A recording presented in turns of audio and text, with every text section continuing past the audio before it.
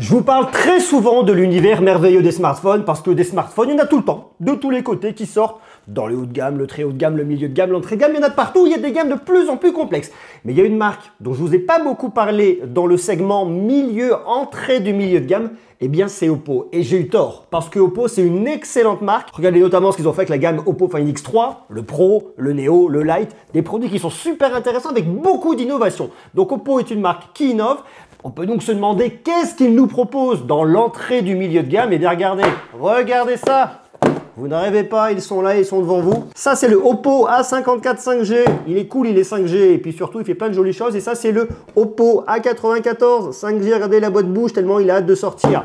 Donc, ces smartphones, je les ai unboxés, je les ai regardés, je les ai testés. Et donc, aujourd'hui, temps de vous dire ce que j'en pense. Et en plus de ça, on fait une petite parenthèse, une toute petite parenthèse, parce que Oppo ne fait pas que des smartphones, ils font également de l'audio. D'ailleurs, une Oppo Watch, une montre connectée, j'en ai parlé déjà il y a quelques temps, mais elle est toujours d'actualité. Mais au-delà de ça, ils font aussi des écouteurs. Et là, vous avez les Oppo Enco Free 2, 99 € avec une réduction de bruit active. Oui, vous ne rêvez pas. Donc, on va regarder tout ça. On va surtout regarder ça. On va essayer de voir quelle est la différence. On va regarder s'ils sont intéressants, s'ils sont faits pour vous, quels usages, pour quoi faire, pour aller où, partir en vacances. Peut-être, je sais pas. Moi, en tout cas, je n'ai pas tardé à y aller.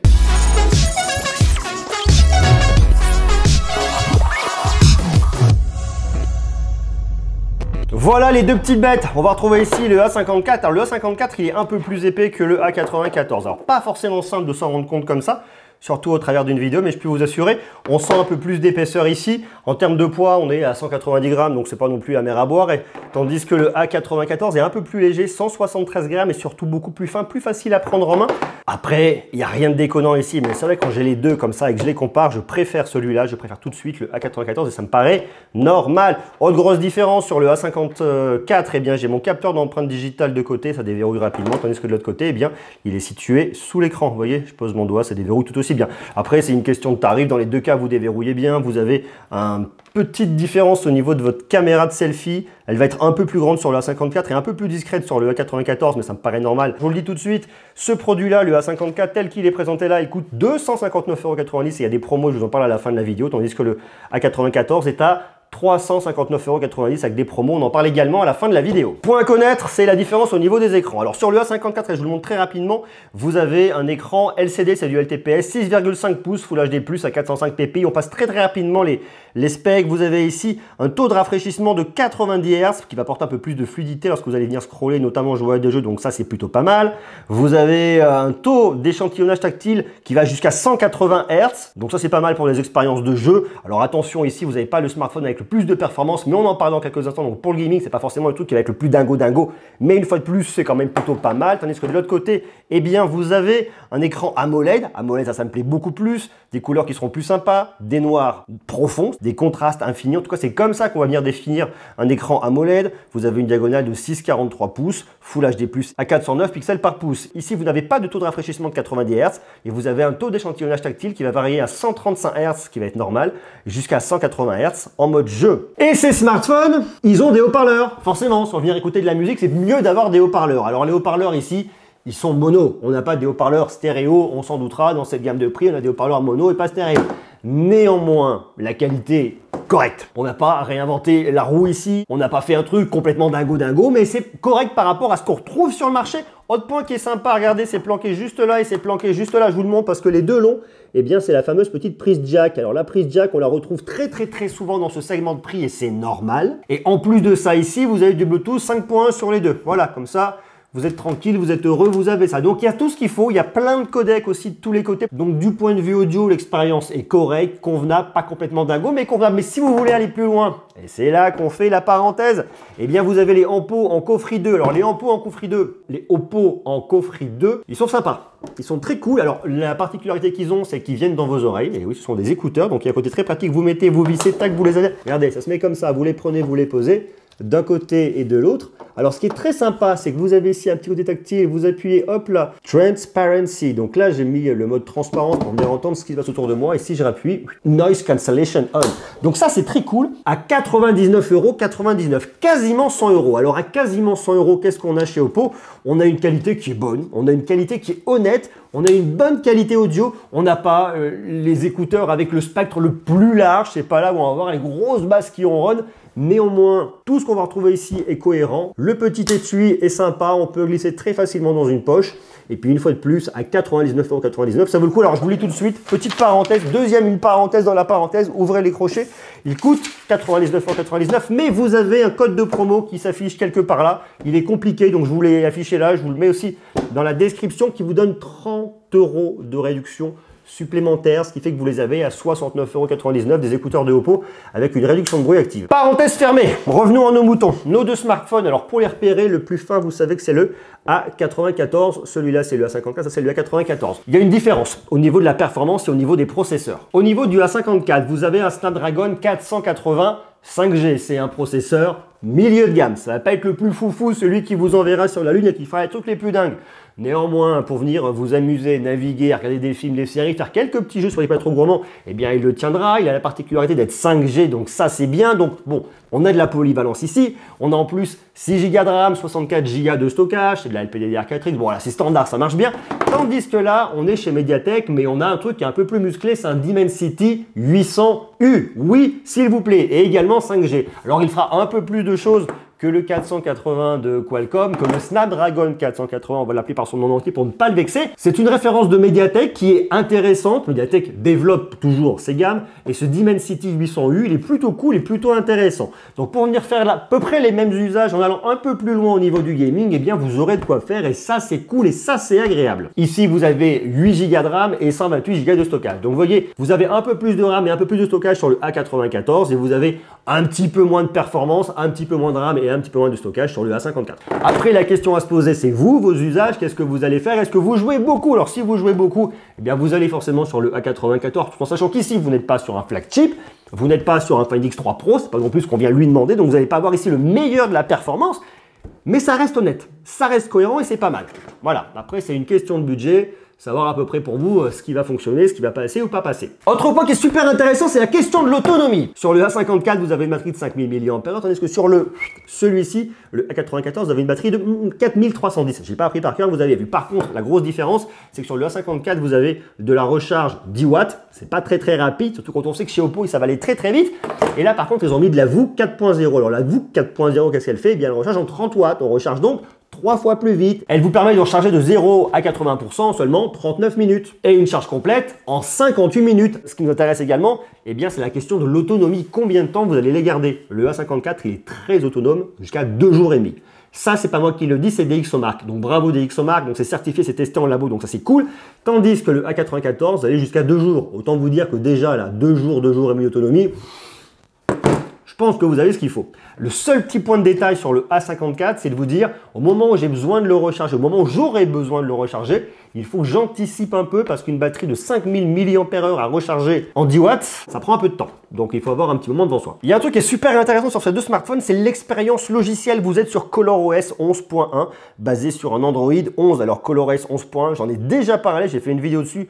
Je vous invite à venir la regarder pour tout découvrir. C'est vraiment une superbe expérience. Et ce qui est super également, c'est la personnalisation. Vous pouvez aller très loin au niveau des icônes, des animations, même de l'animation pour le capteur d'empreinte digitale. Enfin, il y a vraiment beaucoup de choses à faire. Une fois de plus, je vous renvoie à ma vidéo sur ColorOS 11.1.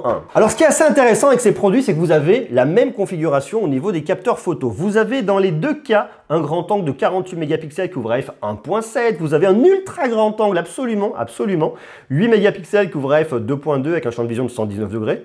Vous avez de la macro 2 mégapixels qui ouvre à f2.4 et vous avez un capteur mono de 2 mégapixels qui ouvre également à f2.4. C'est la même chose et vous avez une caméra de selfie à l'avant, d'un côté comme de l'autre, de 16 mégapixels. La différence, c'est que sur le A54, elle ouvre à f2.0, tandis qu'ici sur le A94, elle ouvre à f2.4. Sinon, il n'y a pas grande différence. Vous pouvez faire de la vidéo. Alors bon, je vous le dis, c'est vraiment pour le savoir, mais parce que l'usage vidéo, c'est pas forcément ce qu'on va venir rechercher ici. Sur le A54, 1080p 30 images par seconde, ici 4K 30 images par seconde. Je pense que la vidéo, on en reparlera un peu plus tard chez Oppo sur la gamme Reno qui devrait être, je dis bien devrait être, renouvelée très rapidement. Donc ça, on en reparlera et le gros focus vidéo, il sera là. Ici, vous pouvez faire de la vidéo, mais je vous le montre pas parce que pour moi, il y a globalement très peu d'intérêt. Fait qui est super intéressant, vous allez voir, il y a une petite différence entre le A54 et le A94 au niveau du rendu des photos. Pourtant, je les ai faites exactement au même endroit, au même moment. Alors ici, je ne vous montrerai pas de photos de nuit non plus parce que c'est pas un smartphone qui est optimisé pour la photo de nuit. Déjà, vous n'avez aucune stabilisation optique et puis surtout, ils sont pas faits pour ça. Regardez, là, on est sur le A54. A54, capteur principal. Bon, ça fait somme toute un petit peu le taf. On voit que sur les hautes lumières, c'est un peu plus délicat ici, mais rien de bien déconnant. L'ultra grand angle fonctionne, c'est un poil différent, mais ça fonctionne ok. On va passer très rapidement là-dessus. Vous voyez que c'est très cohérent. Lorsqu'on vient zoomer, et bien tout de suite, l'algo vient compenser. C'est pas dingo, mais c'est normal. Il n'y a rien qui est surprenant ici. Pour autant, vous voyez là, je me mets dans une zone d'ombre.